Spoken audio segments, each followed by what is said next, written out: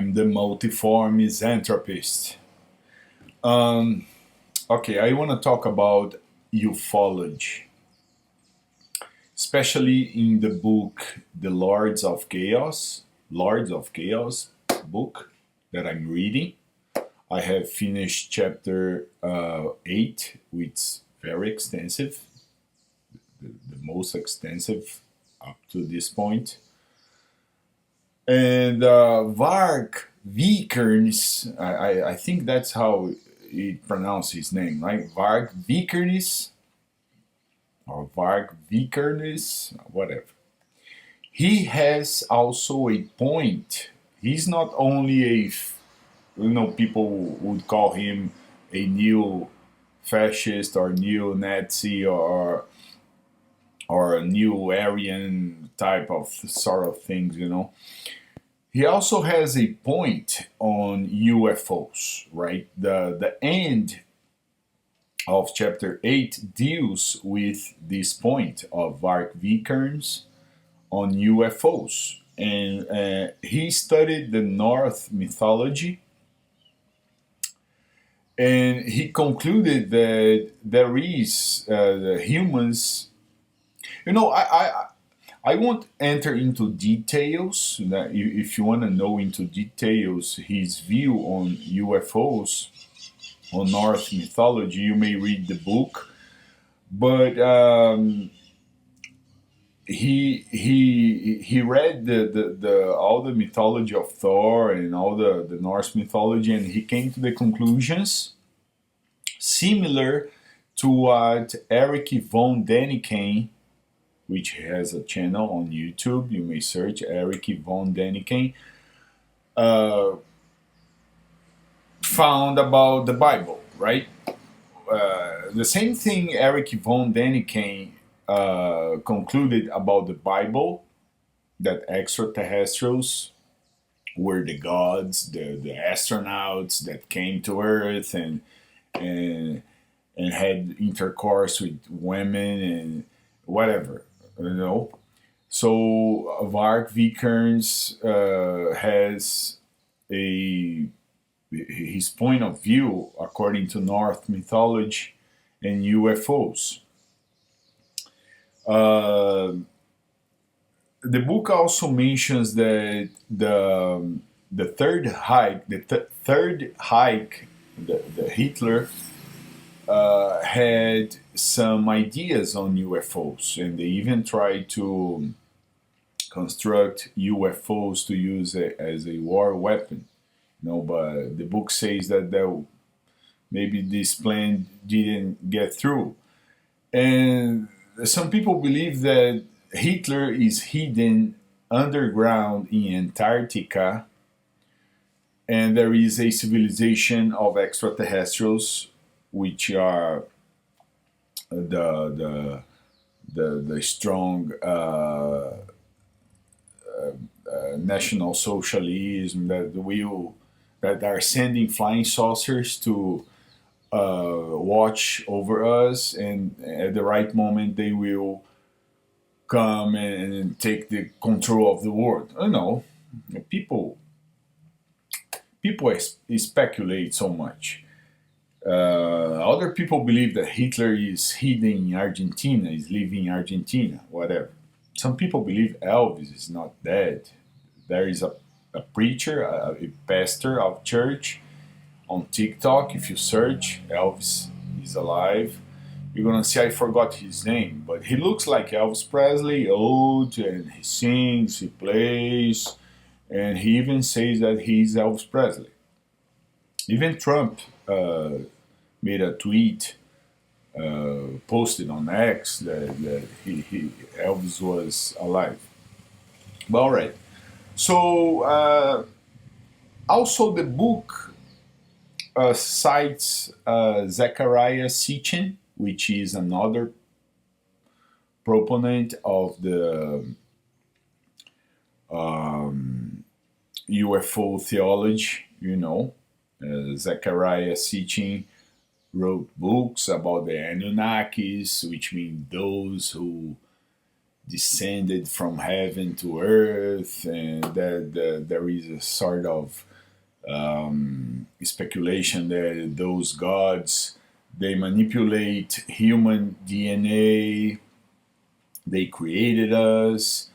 Same thing about that Erich Von Däniken says about the Bible.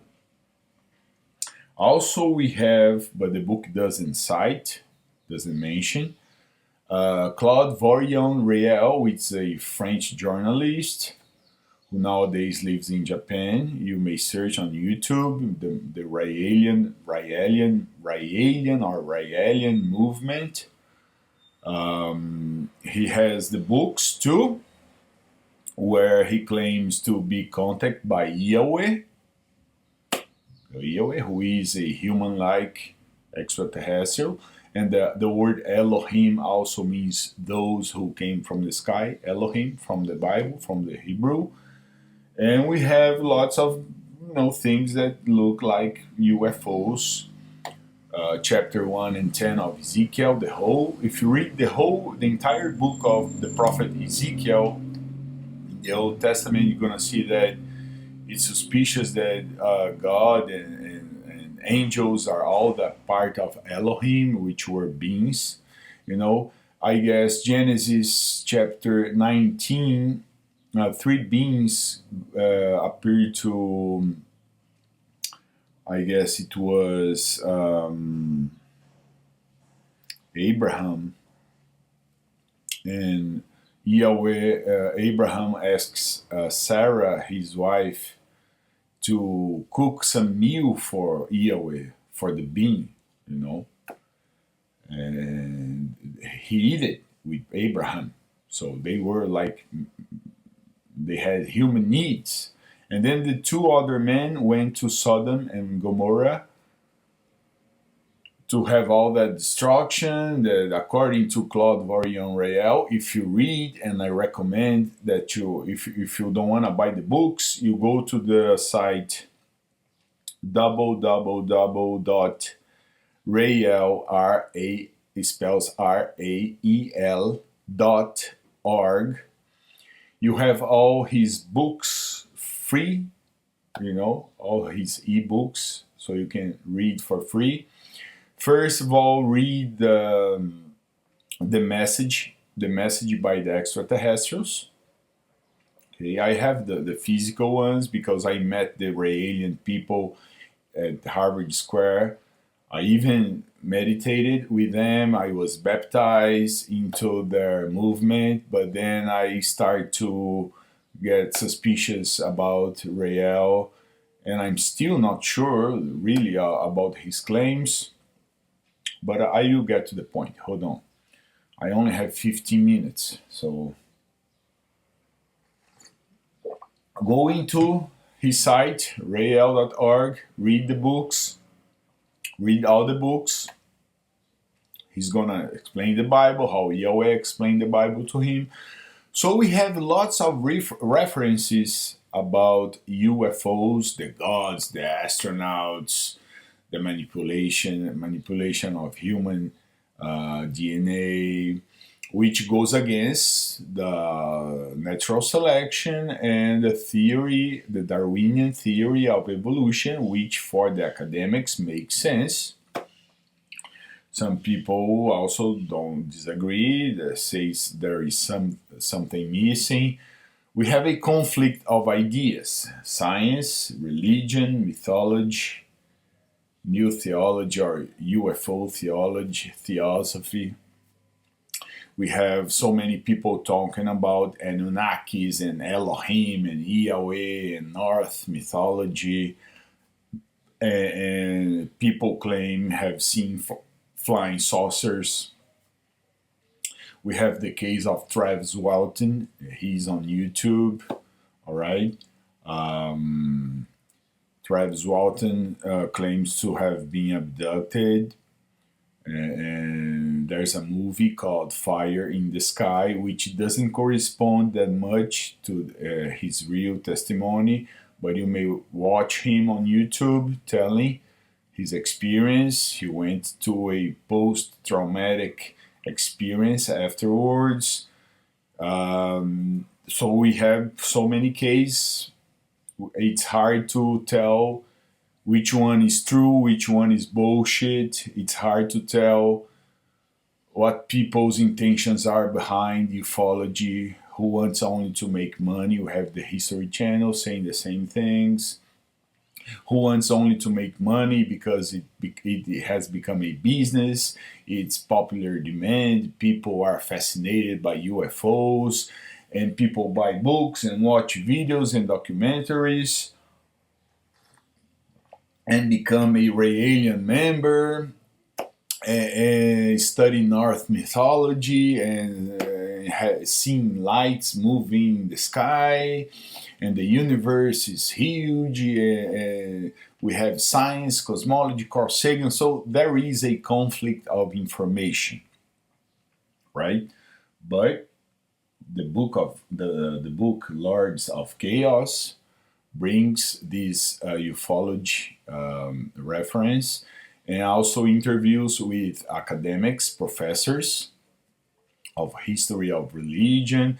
Academics tend to think that that's only a new interpretation, that all the religious texts, the ancient texts and mythology can be interpreted by so many different ways, and as time goes by and the civilization advance, our interpretation fits our essence, our present essence. So we have the mystics, we have the esoterics, we have the skeptics, we have the academics, we have people who sell books, we have the spiritualists, we have the ones who do astral projection. I don't know if there is evidence for that. The thing is, and I will conclude the video, that I wish to gather all these people to solve one thing that I believe it's missing. And there are so many missing links in science, in philosophy, in mysticism, in ufology, in religion. And I wish I could shake all these people, like shake them, to see which one is bullshitting us. Which one is just lying to us, because there is a flying saucer here in the block. I've been telling that since I was 15 years old. In this block here, in these two streets where I live, in the same house, when I was 15 years old and I was a believer in Christ, I was a churchgoer, I was a Christian, I was reading the Bible, fasting and praying to Jesus, a very devoted Christian. I was bicycling back home. I was on my bike and I looked up. There was this flying saucer, all brighty with yellowish light above me, about the size of a maybe medium large car, disc shaped, all bright, full, noiseless.